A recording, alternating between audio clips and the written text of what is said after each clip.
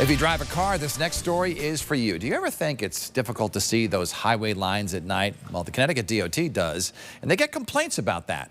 So now, a new high-tech truck, Ann. Indeed, only one of few in the entire country has come to the state. As investigative reporter Jeff Dadarian tells us in a story you'll only see here, this will save taxpayers money. This new technology between the Connecticut Transportation Institute and the Department of Transportation will look at 22,000 miles of lanes in the state.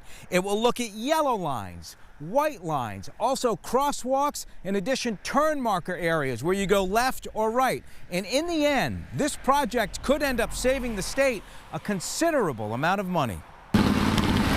During the day, doesn't take much to see these white lines on the highway, but once the sun sets, when darkness seeps in, well, that's a whole different story. When you're driving out at night and your headlights hit the lines that are on the side of the road, they have to project a minimum amount of light back to the driver so the driver can see where those lanes on the roadway are.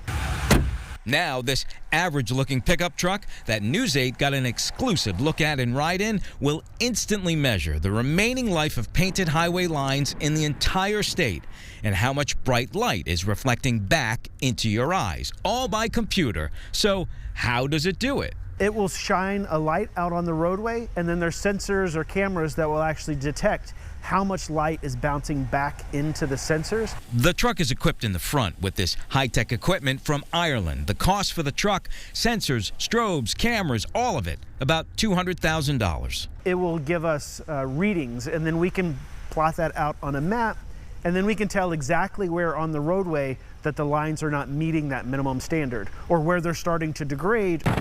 Before this truck hit the road, the lines would just get repainted, sometimes even if they didn't need it. That means some of your taxpayer dollars ultimately were wasted, and the DOT used to stop traffic to do the measuring and use handheld devices. They can get exact numbers of how much paint they need to purchase. And it's not the paint that reflects how well you see the lines. It's tiny, tiny glass beads that actually get mixed into the paint. That does it.